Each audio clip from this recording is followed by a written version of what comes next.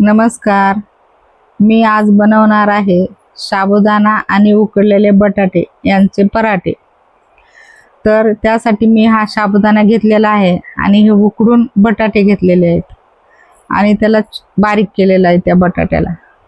तर त्या बटाट्यामध्ये टाकण्यासाठी मी 2-4 मिरच्या, हिरव्या मिरच्या घेतलेल्या आहेत आणि त्याच्यामध्ये सेंधी मीठ टाकलेलं आहे आणि ते आता मिक्स करून घ्यायले मी. तर हे उपवासाचे पराठे असल्यामुळं मी याच्यामध्ये दुसरं काहीच टाकणार नाही आणि जो साबुदाणा घेतलेला होता मी तो मिक्सरमधून बारीक करून घेतलेला आहे आणि ते जे बटाटे बारीक करून घेतलेत त्याच्यामध्ये जेवढं पीठ मावतं हे याचं साबुदाण्याचं तेवढं आपण मिक्स करत राहायचं. थोडं थोडं टाकून मिक्स करायचं आपण. हे थोडे बटाटे क्रश केल्यामुळं थोडे पातळ होतात, त्याच्यामुळं हे पीठ बरंच बसतं त्याच्यामध्ये. आणि नंतर आपण थोडंसं एकजीव करून घ्यायचं. जसं आपण कणकेचं पीठ, पोळीचं पीठ जसं मिक्स करतात, जसं तिंबून घेतात तसं ते तिंबून घ्यायचं पीठ. जर तुम्हाला आवडत असेल तर याच्यामध्ये कोथिंबीर, ओवा, जिरे पण टाकू शकतात, पण मी हे उपासाला केल्यामुळं याच्यात फक्त मिरची आणि सेंधे मीठ टाकलेलं आहे. जर लागलं तर थोडंसं पाण्याचा हात टाकायचा आणि तिंबून घ्यायचं. लागलं तर पाणी टाकायचं पण थोडंसं.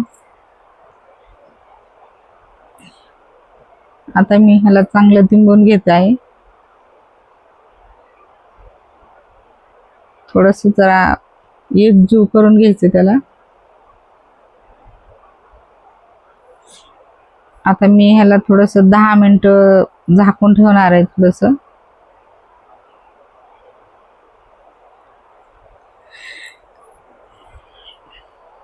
आता हे 10 मिनिटं मी झाकून ठेवलेलं होतं आणि आता ते चांगलं मऊ झालेलं आहे ते.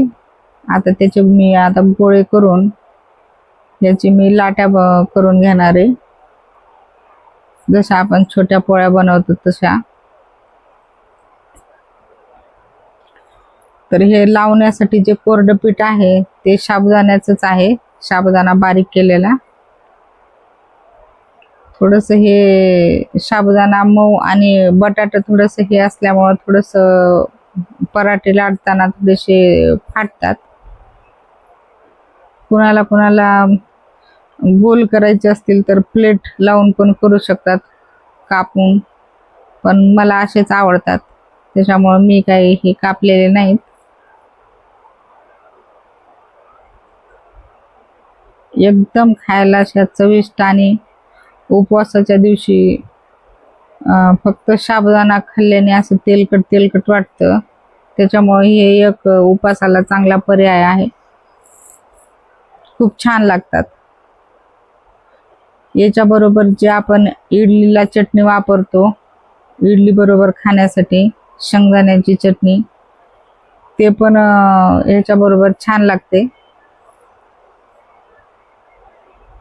या चटणीमध्ये खोबरं नाही टाकलं तरी चालतं, फक्त शेंगदाणे, मिरची आणि मीठ टाकून केली तरी चालते. खूप छान लागते याच्याबरोबर.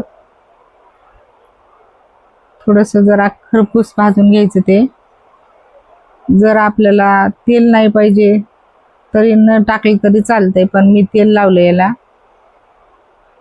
तेल लावल्यामुळं थोडंसं आणखीन टम फुगतात ते.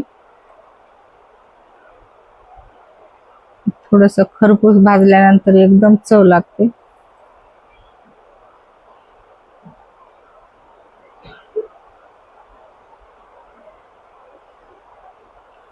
थोडंसं जरा भाजायला वेळ लागतो, साबुदाणा आणि बटाट्याचे असल्यामुळं.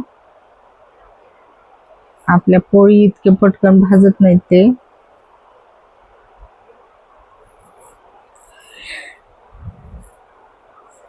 थोडं कमी जाळावर जरा थोडंसं दमाने भाजल्यानंतर आणखीन छान लागतात ते.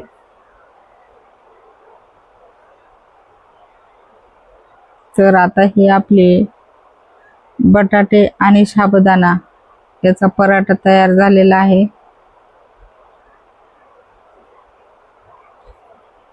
आता ही चटणी घेतलेली आहे मी त्याच्याबरोबर.